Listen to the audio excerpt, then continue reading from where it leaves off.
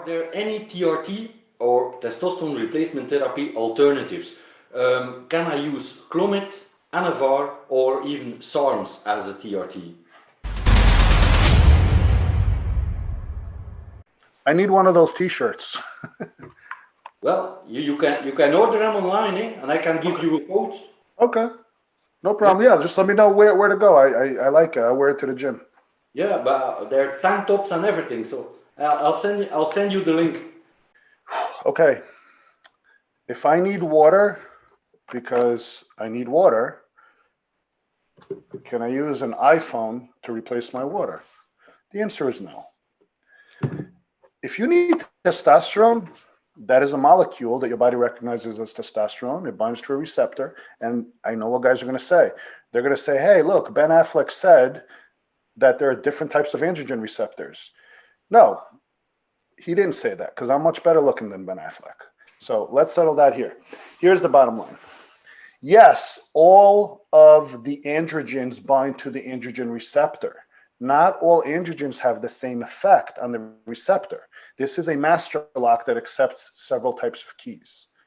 And one key may turn the lock in a different direction than the other key. And I hate when people say Anavar, only because of my OCD. Anavar hasn't existed since the 90s.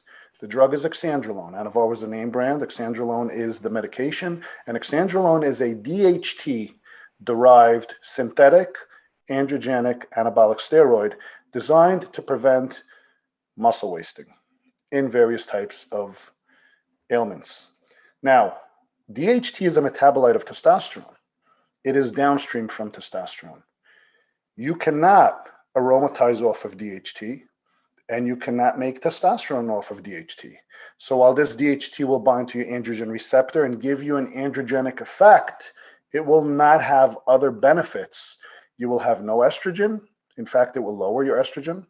You will have no testosterone per se, okay? Because it is suppressive, it'll shut you down. So your endogenous production will cease and you may feel okay initially, and then you will crash.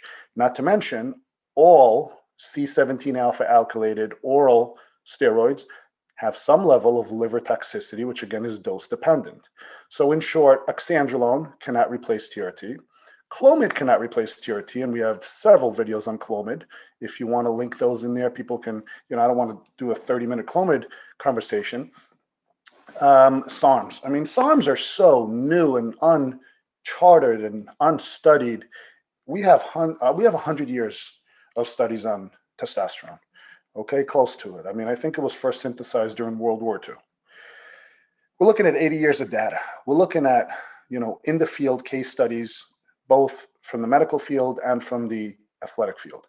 We have every dose available, anecdotal results, scientific results. It is such a studied arena. And now you're going to go into SARMs. We don't know what happens to you 30 years after you take SARMs. We know what happens 30 years after testosterone.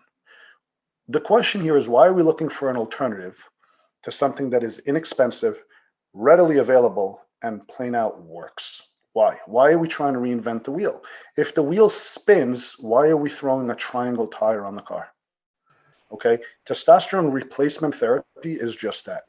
So no, things are not going to replace your testosterone when they're not testosterone. There are other venues outside than just activating the androgen receptor to a proper testosterone therapy regimen. So I don't know why people love to complicate the subject. There's already enough complications in just managing testosterone and its effects on the body and other venues. Why do we need to now experiment with all these different things? Look, if the goal here is performance, come out and say, I'm not doing this for health. I'm doing this because I want to be a lab rat and see what I can get the most out of. But if the goal here is truly TRT, stick to TRT. Awesome. Thank you, Gil.